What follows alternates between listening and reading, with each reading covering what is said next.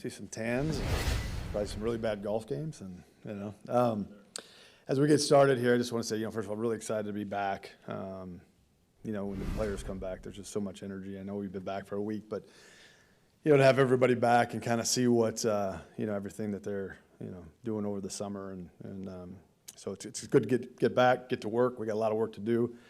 Got a great group of guys in this locker room. We got a lot of work to do before we get to where we want to be, but I'm confident that those guys have what it takes, and so that's exciting.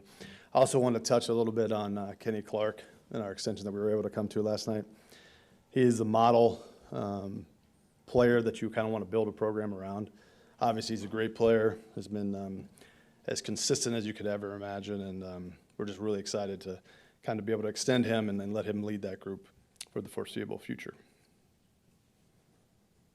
And I'll take questions. How close is something with Jordan? I know you had said you prefer to get something done before camp. Is that something that could happen here in the next couple of days? Yeah, I think so. But again, you never know. I mean, we're working really hard to get that done.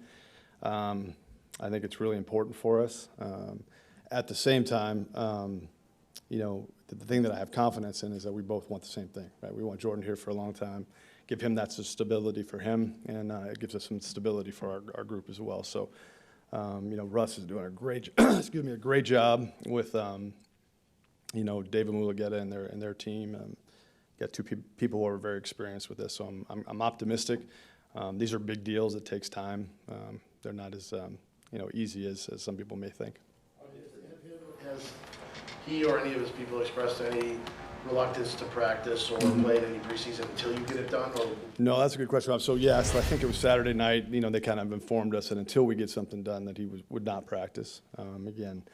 So unless something gets done here before practice starts here pretty soon, he will not be practicing. But again, I think this is something we're all working on, and we certainly understand where he's coming from. We'd like him to be out there. It's important for him to be out there. Obviously, you guys know how important practice is, and working with his teammates. So, but as of now, until we get that resolved, he will not be practicing. He'll be taking part in. He reported last week. He's taking part in everything else. What are the barriers? I guess not speaking specifically about years and dollars, but just generally speaking, you mentioned it's become more complicated than a typical contract. Yeah, no, that's a good question. But we're going to keep those things internal. We're not going to kind of talk about those things openly. But it's a really good working relationship between Russ and his agents. And like I said, it's these things are they're big deals, and it takes a little bit of time to get it right for for what we need. But I feel we're close. But no real timetables as far as how long it's going to take.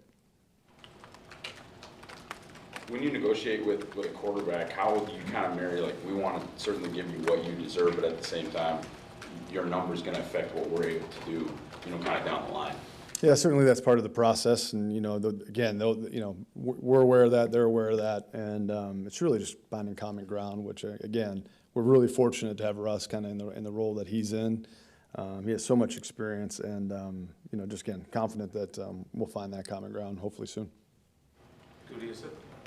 Again, I know you don't want to get into specifics. Mm-hmm. Is the challenge, though, you guys obviously love Jordan, you're very confident he's going to be a really, really good player, but kind of like you said about the fifth-year option, it's a lot of money to pay a guy who hasn't played. Mm-hmm. Now it's a lot of money to play a guy who had a really outstanding one half of a season. Is that part of where the challenge comes in, or not really? No, I mean, I think that certainly we're very down the road as far as we know that he's our franchise quarterback, and we're ready to move forward. It's not like we're trying to make that decision. But at the same time, we want to put the best team around him we can, and we want to make sure that there's certainly the structure of it so that we can do what we need to do for our football team moving forward, not only this year but in years to come, is very, very important. So again, like I said, it's this is just part of it, not unexpected, and we'll work to get it done, and hopefully he won't miss too much time, because it is, we got a lot of work to do. We think we have a very good football team, but we got to come together as a team, and he's a big part of that. So him being out there is important for us, but we'll get there. What happened with Jaden Reed? Yeah, I think he just tweaked something in his camp. I don't know if an 8-year-old beat him on a route or something, but we don't. It's nothing that we expect to be too long. Do you feel that even back in the spring that Jordan might miss or sit out some of these practices, or was that a surprise to you? I wouldn't say, I mean, it's not something, I think, you all know when you're in these things that if you get to a certain point, there's a certain level of risk that a player takes by going out there. So, you're always aware that could happen. Certainly we want him out there. He's been very open and forthright with us as we've gone through this. So, but back in the spring, I don't think I was thinking in those terms, but certainly that's a possibility with any of these players that, you're going down that road with. Ryan, how do you deal with expectations? And you still have a relatively young or very young team, but just, when the word Super Bowl comes up or whatever on the outside, how do you deal with that this year? Yeah, we've always had really high expectations within this building. It never really changes for us. And the external expectations, kind of are irrelevant. We know what we have to do, which is focus on the day-to-day and the process. And, we got a lot of talent. We got a lot of really good guys in that locker room, but whether it'll be up to them, if they put in the work and sacrifice the things that they need to sacrifice to become a team. And, kind of going through last year, I'm confident they know how to do that. So now it'll be just a bit of a choice, but it's, I think, the hunger that our guys are showing right now is, I think that gives us a lot of confidence and we're very excited about it. What's up, Pete? Not much, how you doing? Good. Got me off the Stairmaster early today. Brian, how much, if at all, did the Sunday ticket situation, affect your negotiations with Jordan? Does that have to play part with how the salary cap could be affected in the future? No, only with the way it affects the salary cap, right? And how if the salary cap goes up, then there's it just changes things to a certain degree, but not a lot. Is there a lot of, I don't want to say pressure, but is there a lot of expectations on Bullard and Cooper, considering where they were drafted and the holes that they addressed on defense? Yeah, we have high expectations for all those guys, but again, I think you touched a little bit earlier about us still being a youthful team.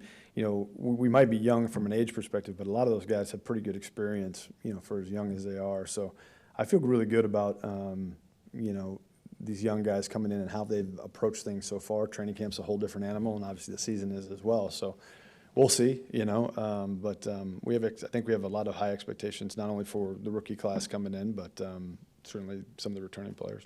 Any kind of timeline or expectations for Tucker and Zach?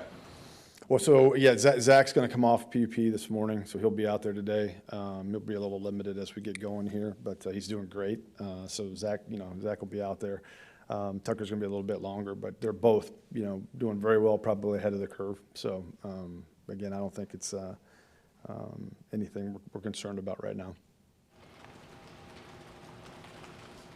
What did you see out of Clifford last year? Obviously, we don't get to see any of the practice once the season starts. What do you see of his development, and what did you think of Pratt on the other hand during the limited exposure there? Yeah, no, I think they're both working exactly how we want those guys to work, and they have a lot of attributes that we like. Sean last year I thought did an excellent job coming in here and winning the backup job. You guys saw him in the preseason. It's just kind of his ability to compete and handle the moment. I think we expected a little bit of that just with the amount of football he had played at Penn State in a major college situation like that. And I think he continues to grow on that. So excited for him to see what he can do in year two. Michael's done a great job since he's been here. He's played a lot of football as well. Certainly has been a winner in his time at Tulane. So, this offense takes a little while to really master. So he's in that process right now. And as you go through that process, there's going to be good days and bad days. It's just part of it. But I think he's done a nice job so far. Brian, what's going to decide the kicker battle, and how long do you think you'll go with three guys in? Yeah, as long as it takes. That's an exceptionally important part of what we're doing here, and so we have right now, at least we have the roster flexibility to carry three kickers. So until somebody kind of wins that job, we'll keep churning it and moving down that road until somebody wins it. Brian, what have you seen from Jeff Hafley from your perspective?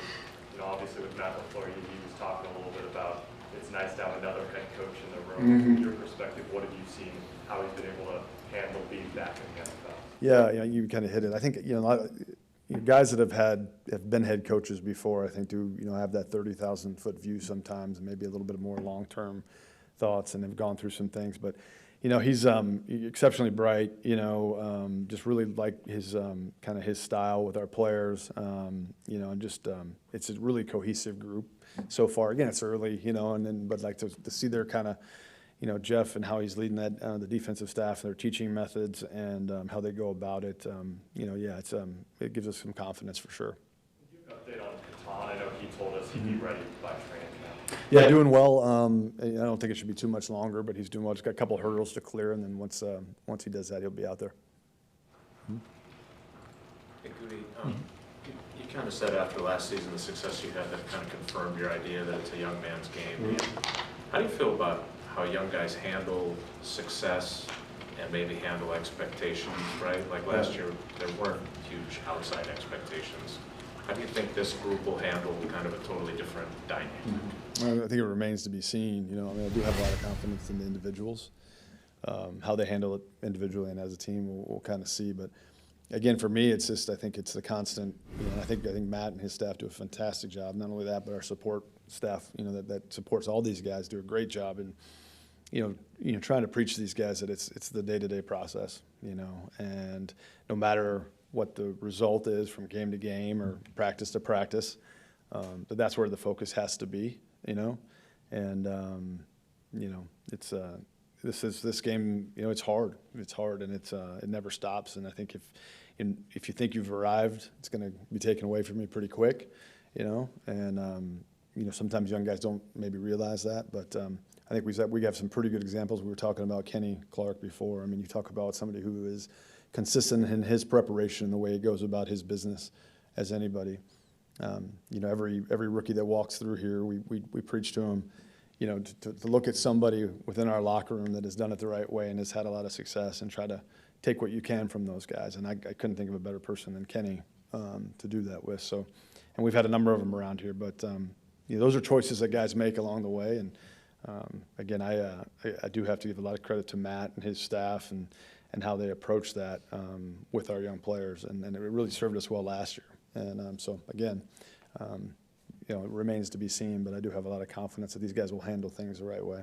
What did you see from Kenny last year, and what do you think sort of allowed him to stay on that ascent, throughout the course of this, 8 years already with you guys? He's just a pro's pro. He takes care of his body, puts the right things first, and the main thing's the main thing for Kenny. And he loves football, and I think to play as long as he has at the level that he has, you got to love it. He certainly loves football. And he's an unselfish team guy, I think he's all about winning. And, again, he is the exact example of the kind of guys we want in that locker room. How big of a problem is it to have the depth you have at wide receiver? I don't really look at it as a problem. I think it's. I think we've talked a lot in here over the past couple of years about, competition is going to bring the best out of everybody. And for me, it's just about those guys continuing to compete and staying healthy, and continuing to grow into a professional where all those things are habitual and they don't even have to think about it. But as they move into their second and third year in this offense. I think from past experiences, when those guys really start to take off, where it's more about, they're not thinking about things anymore; they're just playing. And I think that'll be a good spot to be in if we can stay healthy there. Matt said he saw Christian to be in the best shape he's been in, and he seemed really confident that he figured out his stuff in Madison over the offseason. What does he look like to you, and how excited are you to see him back? Yeah. Christian, from the time we started scouting him, has been always in elite physical shape. I mean, he always has. I think, obviously, with some of the injuries he had coming out of college, there were some imbalances there that we've tried to attack. I know he's done a great job, and he's doing everything he can to make sure that he stays out there. But this game is a violent game, and so I'm very confident he's done everything he can to stay out there. But we'll see. But I'm confident that he's done everything in his power to make sure that he stays out there, and we need him to stay out there because we are a different team when he's out there. You were asked earlier about Jeff Hafley. Other than kind of you drafted this entire defensive line, do you think that maybe Jeff's system is a better fit for the guys that you've picked for that group? Well, that's a good question. I think we preach around here to try to be as versatile as possible, right? So whatever scheme comes around, we're going to be able to play in it. And I really do think our front, and that now includes the edge guys as well as when we talk about our defensive line, is exceptionally versatile. I really like the flexibility. If whatever injuries strike during the course of this season, I think we can move some pieces around and they can do everything. I do think our guys are excited about the ability to get up the field and be a little more in attack mode. I think they've probably said this much in talking to you guys. And again, you got to learn how to play that and play that effectively. That takes time. It just doesn't. You just don't roll out there. I mean, there's some different things that happen in that front. But yeah, I'm excited to see how they go about it with that group in particular. Until we get pads on and we see how they're doing that in that kind of realm, you know, we'll see how it's going. But they're all very capable. I love the ability for us to move those pieces around and come at you in waves. You know, so we're as deep as we've been there in a while. The decision to not pick up Stokes fifth year, obviously, is this just a show me year for him, and how motivated do you see him so far? Yeah, that's unfortunate only because it was really because of injuries, not because of play, you know, just, but at the same time, you know, he looks just like Christian. He's attacked this thing, couldn't ask more from what he's done. He's kept a great attitude about it. He looks great. So again, as we get into this part of our season where it's probably the most stressful on these guys' bodies and minds, you know, I think he's ready to attack that, and we need him. And I'm expecting a big year from him. Brian, when did the conversations start with Kenny and his team to get this new contract extension, and why was it important to get it done now this offseason instead? Yeah, sometime this spring. You know, again, Russ and Kenny's agent Doug Hendrickson do a great job. Two veteran guys, so you know, we started talking a little bit about that. Kenny was going into the last year of his second deal that we did with him. So it was something we thought was important. Certainly, I'm sure he thought it was important as well. And again, not only is he an elite player, but he's an elite locker room guy. So it made a ton of sense. And he's, you know, quite frankly, for a third contract guy, which we don't do a ton of, he's a very young player. He's played a lot of snaps and he's played a lot of football, but he's a very young player. And you guys have been around him. He's kind of built to last. So hopefully that is the case. Brian, for you personally, you're at a real similar stage in your GM career as Ron Wolf and Ted Thompson were when they won Super Bowls. Do you feel, you know, I think they might have had an inkling going into 96 and 2010 that they were on the brink of something big. Do you kind of feel the same way? It's hard for me to tell because I don't really know how they felt during that time, so it's hard to. I do feel really good about this group. You know, I like the way they work together. I like what's important to them. I like their ability to put the team before themselves. You know, again, every year's new, and they got to do that again this year. You know, with whatever challenges come this year. But I feel really good. You know, I like the way they work together. And I'm excited to get started to see if that continues, and I expect it to. But, you know, every year's a new year. There's so many different challenges. I think the thing that I'm most confident in is that whatever challenges are thrown at them, they won't blink. What was your thoughts when Lawrence and Goff got paid, considering the situation you're in? Trying to work things out with Jordan, and then these other numbers start popping up throughout the offseason? No real reaction. I mean, we kind of expected those things. So I don't think it's much of a factor in how we move forward with Jordan. So we've, you know, the market and the outside things that happen are always part of it. But, you know, for us, it's just more about the Packers and our team and what makes the most sense for us. You guys working out other, you know, quarterbacks that might be available? Did any of that have to do with maybe wanting a third arm if Jordan wasn't going to be able to practice? Are you talking recently here? Yeah. No, we were working out some receivers. We needed someone to throw the ball because this arm's not what it used to be. So I will say that if we get down the road and we feel like it's going to be a number of days before we're able to work something out with Jordan, we will only have 2 quarterbacks for practice, and we will need an arm at some point. No, you know, yeah, no. But we'll see how that goes. You know, we'll be prepared. I mean, that was, you know, whenever we bring in skill guys to work out, we usually try to bring in a quarterback to throw. Not only, you know, so we can evaluate the receivers, running backs, tight ends that we're looking at, but also, I mean, it's also a good check to see where these quarterbacks are in case we get into a spot. You know, a lot of times when we're working guys out, it may not be for an immediate situation. It may be for our emergency board, just to make sure that these guys still belong on our emergency board, are still in shape, still ready to go, things like that. So I know everybody likes to read into things when we bring guys in.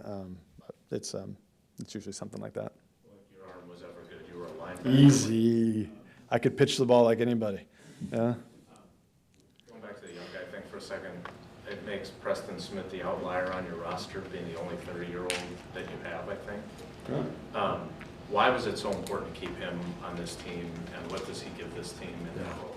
Yeah, Preston, a lot like Kenny, just really represents, so many things that we value. I mean, I think in 155 games, he's missed one, again.